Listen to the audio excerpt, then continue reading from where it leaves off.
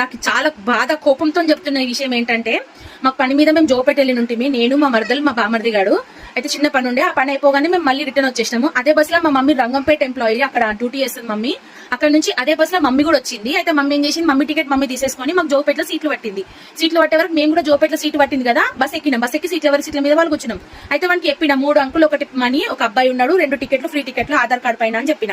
అయితే వాడు ఏం చేసి ఒకటే టికెట్ పైన ఒకటి అమౌంట్ ఇచ్చిండు, ఒకటి ఫ్రీ టికెట్ 2 ఇచ్చిండు. ఇచ్చినాక వాడు 100 రూపాయలు ఇస్తే 50 రూపాయలు, జోపేట నుంచి సంగారెడ్డికి టికెట్ కి 50 రూపాయలు. అయితే వాడు 100 రూపాయలు ఇచ్చే వరకు మా వాడు 100 రూపాయలు 50 రూపాయలు తీసుకొని 50 రూపాయలు వెనుకకు రాసిండు, ఎవరు టికెట్ వెనుకకు రాసిండు. అయితే మేము సంగారెడ్డికి రాగానే వాళ్ళు కొంచెం ముందు దిగుతారు. నా స్టాప్ వేరు, వాళ్ళిద్దరు స్టాప్ వేరు, వాళ్ళ వైఫ్ అండ్ హస్బెండ్. అయితే నేనేం చేసిన, వానికి 50 రూపాయలు రాసిండు కదా, నేను 50 రూపాయలు రావాలి కదా, పోయి తీసుకొని దిగేసేయను అని చెప్పిన. నా తప్పు ఏంటంటే ఆ టికెట్ తీసుకోకపోవడం నా తప్పు, అది నా తప్పే, నేను ఒప్పుకుంటా.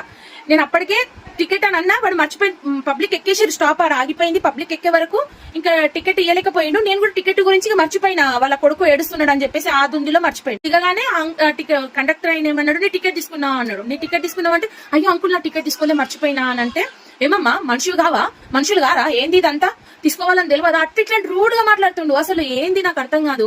మర్చిపోయిన అన్నప్పుడు వానికి ఒక 1/2 కిలోమీటర్ డిస్టెన్స్ ఒక టికెట్ కూడా అయిపోతుంది. సరే వాళ్ళ జాబ్ లో కూడా రిస్క్, నేను అనట్లేదు, మీ జాబ్ లకు రిస్కే నాకు తెలుసు. ఎందుకంటే మా ఇంట్లో మా ఫ్యామిలీలో కూడా కండక్టర్లు డ్రైవర్లు ఉన్నారు, వాళ్ళకి ఎంత రిస్క్ నాకు తెలుసు. కానీ ఇప్పుడు ఎంత ర్యాష్ గా మాట్లాడుతుండు.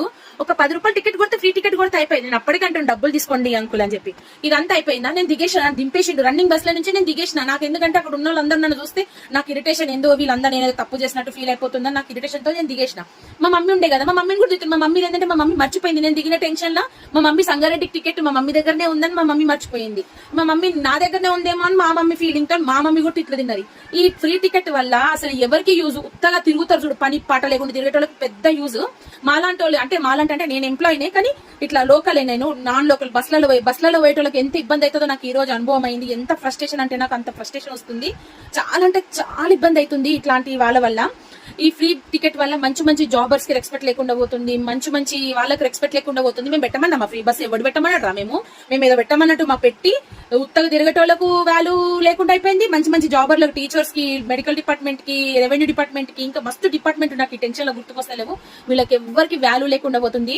ఆ ఫ్రీ బస్ అనేదన్నా తీసేయండి, లేకపోతే కండక్టర్లకు, డ్రైవర్లకు కొంచెం రెస్పెక్ట్ ఇవ్వమని చెప్పండి. ఈ విషయం మాత్రం ఖచ్చితంగా అందరికి తెలవాలి అని చెప్పి నేను ఈ వీడియో తీస్తున్నా. నాకు ఆయన అన్న మాటలకి రక్తం ఉడికిపోతుంది, కానీ నేను ఏం అనలేని సిచ్యువేషన్, నన్ను దింపేసేసిర్రు. ఇంకా నేను ఇజ్జత్కై సావాలన్నట్టు దిగిపోయి వచ్చేసిన. మా మమ్మీ తిట్లు తిన్నది, నా బాధ అంతా అదే. మా మమ్మీ టికెట్ తీసుకున్నా కూడా మా మమ్మీ తిట్లు తిన్నది. మా మమ్మీ ఏంటంటే, నేను వెళ్ళిపోయినా కదా, వెళ్ళిపోయిన టెన్షన్ లో మా మమ్మీ ఉండి మా మమ్మీ కూడా తిట్లు తిన్నది. ఇది ఎంతవరకు అసలు న్యాయం చెప్పండి. అసలు ఈ ఫ్రీ బస్సులు వద్దు సార్, వద్దు, మేము టికెట్లు పెట్టుకుంటాం.